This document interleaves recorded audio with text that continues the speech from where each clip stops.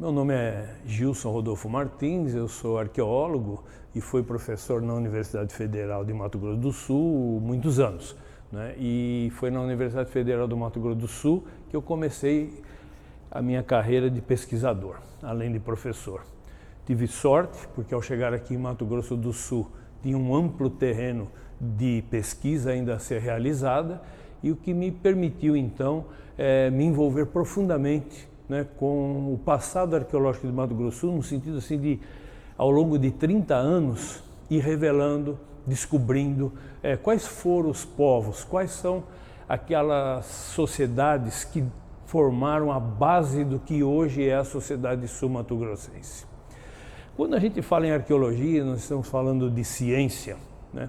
E uma coisa que o Ministério de Ciência e Tecnologia divulgava pouco tempo atrás, assim, para o público, né, numa campanha de incentivo e divulgação do conhecimento científico, numa propaganda do Ministério de Ciência e Tecnologia, dizia que, na verdade, a ciência tem mais perguntas do que respostas, e que a dinâmica da ciência, ou seja, o crescimento do conhecimento científico, ele se faz muito mais pelas perguntas do que pelas respostas. Então é nesse sentido que eu quero dizer essa minha vida profissional, essa minha vida de pesquisador.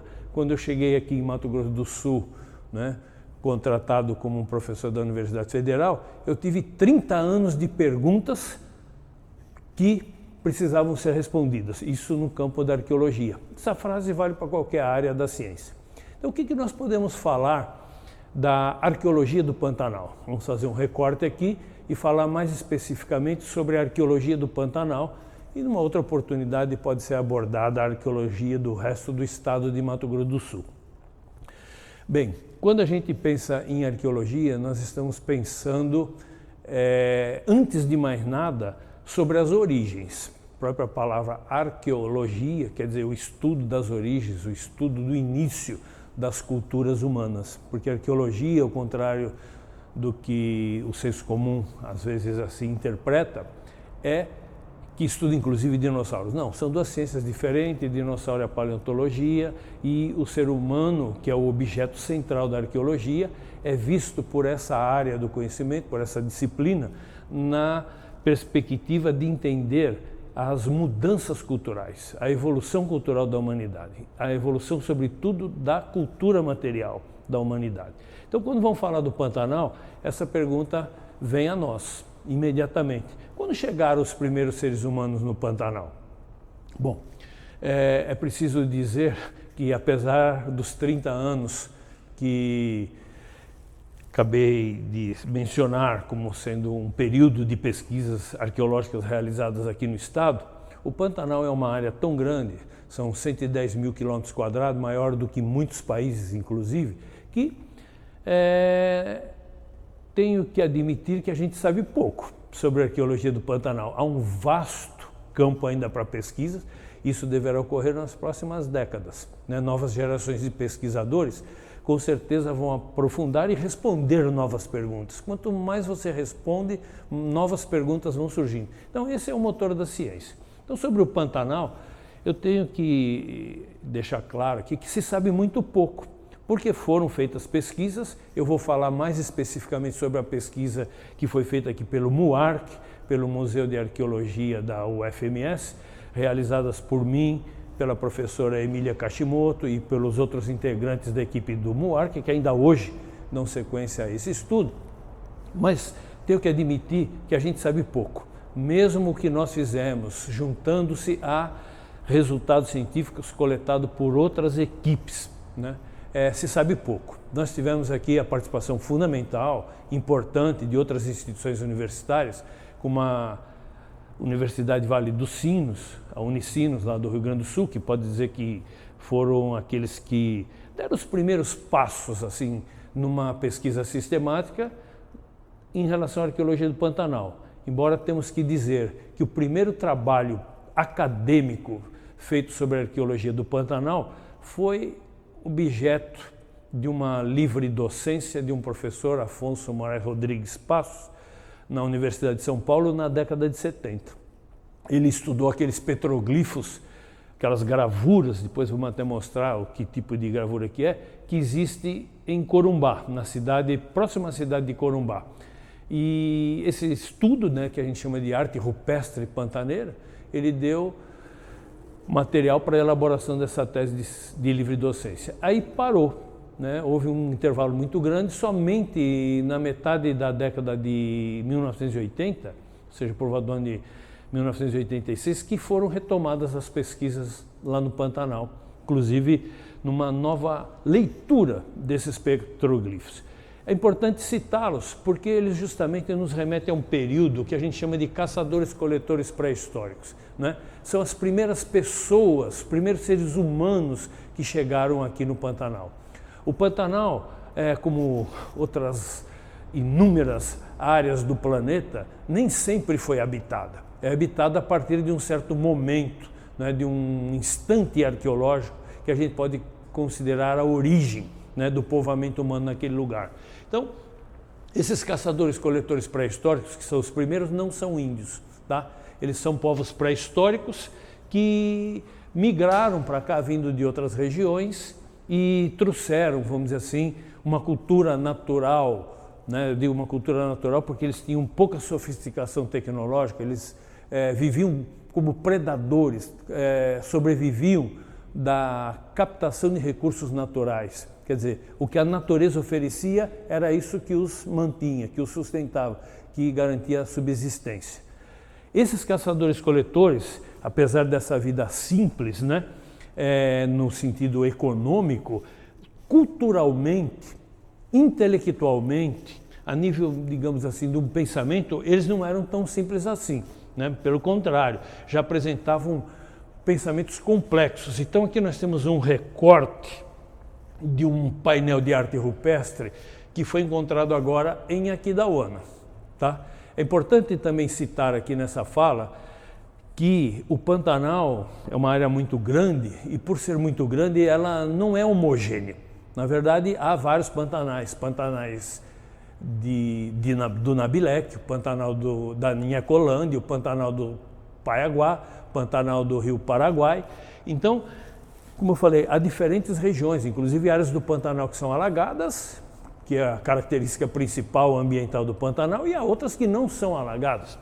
Então, aqui nós temos um exemplo, uma amostra de uma manifestação cultural, né, na região do Pantanal de Aquidauana.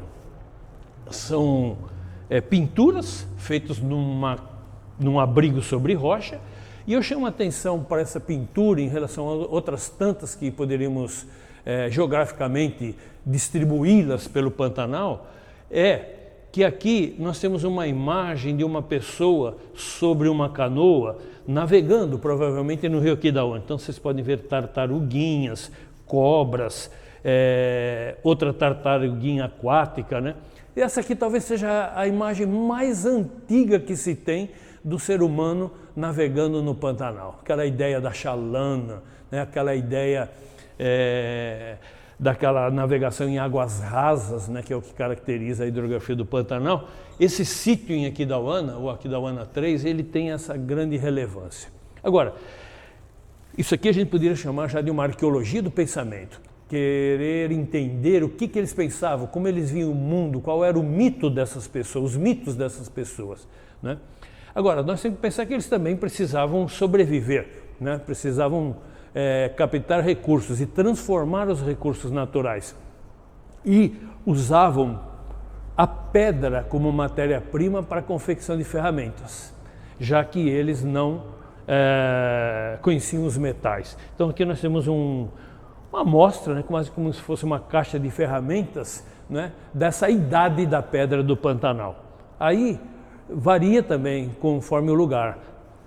Rochas não tem com grande facilidade no Pantanal. E a gente analisando aquilo que a gente chama de indústria lítica, a fabricação de ferramentas de pedra pelos pioneiros, pelos primeiros seres humanos que habitaram no Pantanal, nós vamos perceber que já existem sociedades diferentes. A própria arte rupestre, como acabamos de mostrar agora há pouco, ela mostra já que haviam sociedades diferentes no Pantanal. Então, do mesmo jeito que hoje nós temos várias etnias indígenas vivendo no Pantanal, nesse passado arqueológico pré-histórico já haviam povos vivendo de forma diferente dentro da mesma macro-região que é o chamado Pantanal. Bom, a idade mais antiga que se tem até agora, datada pela arqueologia, no Pantanal, foi obtida pela equipe da Universidade Vale do Sino, sob a coordenação do padre Pedro Inácio Schmitz, que é um arqueólogo, professor, foi professor na Federal do Rio Grande do Sul, e o padre Schmitz e sua equipe conseguiram uma datação ali entre Ladário e Corumbá de 8.500 anos aproximadamente. É a datação mais antiga que se tem sobre a presença do homem no Pantanal. O Pantanal de Corumbá, naquela região, o Pantanal do Paraguai, né? Embora, se a gente pensar o Pantanal como um todo, inclusive nos projetando para o território mato-grossense hoje, propriamente dito, pesquisadores do Museu do Homem, lá de Paris, encontraram vestígios num sítio chamado Santa Helena, que fica assim na cabeceira do Pantanal, no município de Jangada, em Mato Grosso, de 25 mil anos.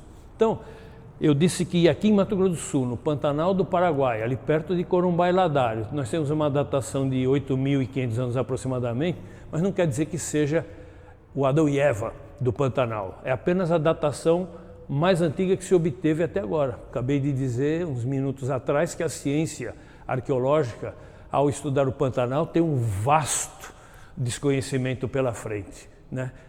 Inúmeras perguntas a serem respondidas. Então, nós continuamos ainda sem ter uma firmeza para dizer quando surgiu o ser humano no Pantanal. Agora, se pensarmos nessa data de 25 mil anos, se tem 25 mil anos em Mato Grosso, aqui deve ter muito mais do que 8.500, com certeza. Depois desses povos pré-históricos, da Idade da Pedra, digamos assim, nós vamos ter, por volta de uns 4.000, 5.000 anos atrás, a formação das sociedades indígenas, né? E o que distingue o índio dessa população, dessa cultura anterior dos caçadores-coletores, já é um avanço tecnológico, já é uma complexidade do modo de vida socioeconômico muito maior. Então já são produtores de cerâmica, né? Nós encontramos ali em volta de Corumbá o professor José Luiz Peixoto, né, que foi integrante da equipe do padre Schmidt, né? Ele estudou sítios guaranis, né, de índios guaranis ali na morraria do rio do maciço do Urucum, né, bem perto da cidade de Corumbá. Encontrou vários recipientes de cerâmica guarani naquela região, mostrando então a fixação, assim por séculos, de índios guarani vivendo nessa região do Pantanal do Paraguai, que é aquele que fica na planície de inundação do rio Paraguai. Outra coisa que também caracteriza essa mudança cultural, uma verdadeira revolução cultural, chamada na literatura de revolução neolítica, é sair do paleolítico, ou seja, da fase da pedra lascada, para entrar na fase da pedra polida. E aqui então nós temos uma amostra, né, de inúmeros machados de pedra, né, feito por meio do polimento, não mais do lascamento, e que juntamente com a cerâmica já evidenciam a atividade de domesticação dos vegetais. Em outras palavras, já conhecem a agricultura. Isso é uma mudança, assim, como eu disse, de caráter revolucionário.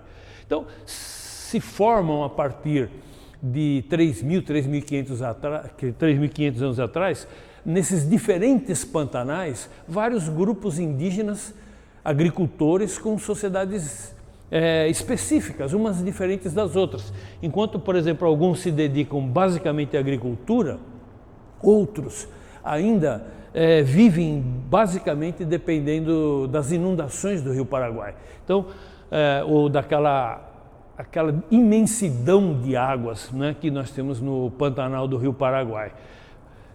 Por exemplo, podemos citar os paiaguás, que são índios por excelência canoeiros, passavam a maior parte do seu tempo navegando no rio Paraguai. Podemos citar os guatós, que ainda hoje habitam essa região. Alguns descendentes hoje estão diluídos na sociedade urbana de Corumbá e Ladário, mas há uma terra indígena, né, especificamente dos índios Guatós, né, que fica mais ao norte, próximo à divisa dos dois estados. Então, o Pantanal, os vários pantanais tiveram vários povos indígenas, cada um de acordo com a sua realidade ambiental. Por exemplo, no Pantanal do Paiaguás, né, onde a equipe aqui de pesquisadores, né, a professora Emília, o apoio do MUARC, pesquisou ali na região do rio Piqueri, né, nas fazendas Nossa Senhora de Fátima, Nossa Senhora Aparecida, num projeto autorizado pelo IFAM, que é bom que fique registrado, toda essa atividade arqueológica, ela, para ser revestida de um conteúdo legal, jurídico, ela tem que ter o endosso institucional do IFAM. Quer dizer, o IFAM é o que coordena, o que gerencia todos esses trabalhos, embora não seja especificamente a instituição de pesquisa, mas é aquela que, depois de pesquisado, desenvolve a política de preservação desses sítios arqueológicos. Então, nós temos, assim, essa formação de uma geografia humana já bastante complexa no Pantanal.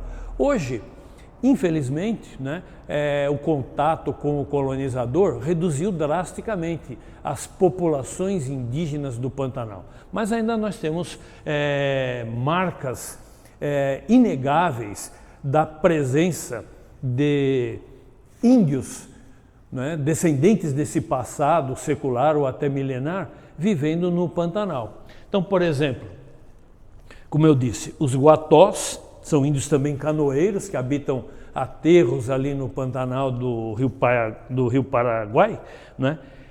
Se fazem presentes lá até hoje. No chamado Pantanal do Nabilec, nós temos a presença dos índios Caduéus. E aqui temos uma imagem, né, de uma índia Caduel registrada por Levi-Strauss, que foi o fundador da antropologia, e por volta de 1935 ele esteve aqui em Mato Grosso do Sul e fez um registro assim muito importante etnográfico desses índios Caduéus, no momento em que ainda eles não estavam, vamos dizer assim, tão pressionados pela sociedade envolvente como no dia de hoje. Nós temos exemplos de sociedades indígenas que desapareceram mesmo antes da chegada do branco. Também é uma forma de pensar errada, achar que o extermínio, né, das sociedades indígenas do Pantanal se deve exclusivamente à chegada do colonizador. Não é bem assim. A história e a arqueologia evidenciam outros processos. Então nós temos, talvez motivados por epidemias, por mudanças ambientais muito drásticas, o desaparecimento até de algumas sociedades indígenas antes mesmo da chegada do colonizador. E um testemunho disso são essas cerâmicas que foram encontradas na região da Serra da Bodoquena, naquelas cavernas da Serra da Bodoquena, e que mostram hábitos culturais, tecnologias etnográficas que não são associadas a essas etnias que vivem hoje em Mato Grosso do Sul, etnias indígenas. Então, é como acontece no mundo inteiro, né? A humanidade, ela é dinâmica, ela cria cultura e culturas desaparecem, né? Populações surgem e populações desaparecem. Os territórios são reconstruídos ao longo da história. E a arqueologia de Mato Grosso do Sul mostra isso, quer dizer, então a gente estudar o Pantanal do Anabilec, estudar o Pantanal do Rio Paraguai, ali aquela região inundada pelo rio, estudar o Pantanal do rio Piqueri, por exemplo, que é o chamado Pantanal do Paiaguás, onde estão as fazendas Nossa Senhora de Fátima e Aparecida, vão montando aos poucos, na medida que a pesquisa avança, esse complexo mosaico cultural, e que é muito interessante porque mostra assim, o quanto que a humanidade é criativa, né? Ela em cada lugar é provocado pelos desafios que o lugar apresenta e usa sua tecnologia, sua criatividade, a sua arte para expressar, intervir, modificar essa realidade conforme as suas necessidades. Então, essa é a história da humanidade, ou seja, sempre em movimento, sempre criando, sempre ressignificando. E isso nós observamos com a maior nitidez ao estudarmos a arqueologia dos Pantanais. Então, o MUARC, juntamente com as outras instituições que pesquisaram, Padre Schmidt, Peixoto e outros pesquisadores, uma lista grande, não dá tempo de citar todos, todos foram importantes, cada um deu sua contribuição e com isso nós vamos ver assim surgir aos poucos do passado as raízes da nossa sociedade sul-mato-grossense atual. Então, obrigado pela atenção e fica aqui o convite para vocês que estão nos assistindo. Façam muitas perguntas, não deixem os pesquisadores quietos, não deixem os pesquisadores se convencerem de que sabem muito, né? A ciência depende daqueles que questionam, daqueles que criticam, para que ela produza, gere novos conhecimentos que virão com certeza nos trazer exemplos bem-sucedidos de como se adaptar ao meio. Obrigado.